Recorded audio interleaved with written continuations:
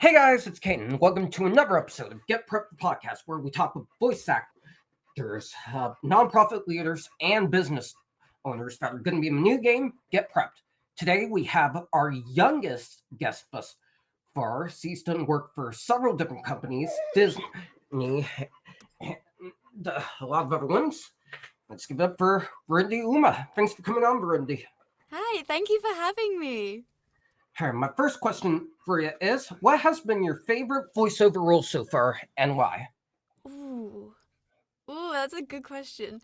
My favorite voiceover role so far has probably been from Karma the Dark World, which is my newest project release, and that would have to be Lisa from Karma the Dark World.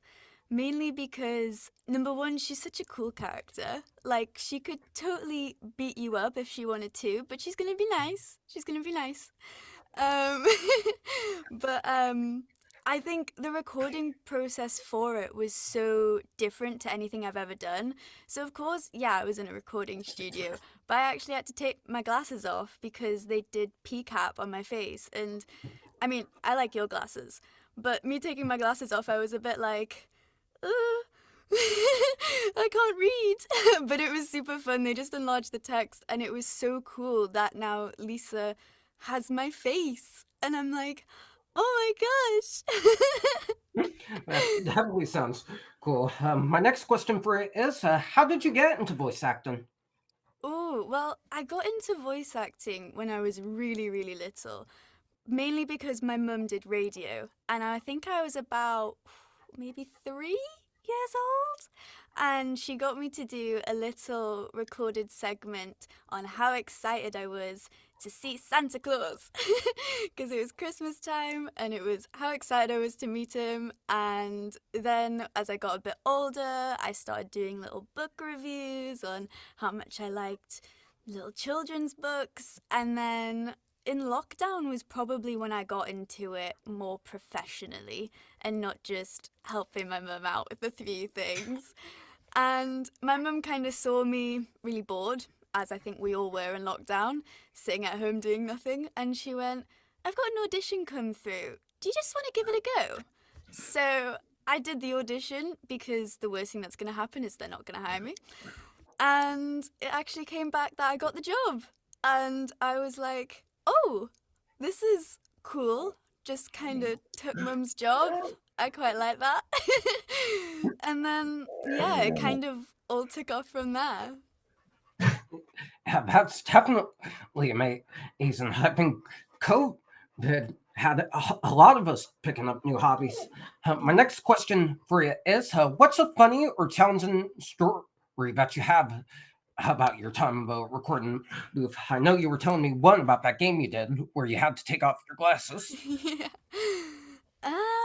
I'd say another one would be, I don't know if I can talk much about what the project was, but what I can say is we managed to get the recording done before the session that they'd booked me was finished. So we had quite a bit of spare time just to kind of play around with the script that we were doing. And it was really funny. Me and the director just thought, let's just have a laugh. Let's see if I can do this script like David Attenborough would. So I just did it like David Attenborough. And then we went, what would it sound like if this was like a Netflix promo? So we then did it like a Netflix promo. We did it in so many different ways just to fill the time and just to have a bit of a laugh to see how versatile my voice was because I haven't done something like that in a long time, I'd say. So it was really funny to see. I think we even managed to do Bibble from the Barbie movies and how Bibble would read it. So I think that was a really fun thing. Yeah, that definitely sounds fun. My last question for you is, if you could choose any character to lend your voice to, who would it be and why? It can be past or present. Oh, well, I might have two for this one. I definitely say one character I'm a massive fan of, if you can't tell by the shirt, is Candace from Phineas and Ferb. Growing up, massive Phineas and Ferb fan. They got me into my favourite band, Bowling for Soup. Obviously, Bowling for Soup wrote the theme tune. Um, so I would love to be Candace. I was very obsessed with it, and I still am. She's super cool. But I'd say maybe my most recent obsession on who I really want to be would have to be Jinx from Arcane. I think maybe the hair, with us both having long hair, has maybe done that. But I think she's so cool, and it's become a little bit of a dream for me to play her. Yeah, those are definitely very good choices. Anyways, that's going to do it for this interview, guys. Thank you so much to Verity for coming on. If you guys want to see more amazing interviews, be sure to like, comment, and subscribe to the Get Prep channel. Thank you guys so much for watching, and we'll see you in the next one. Yay.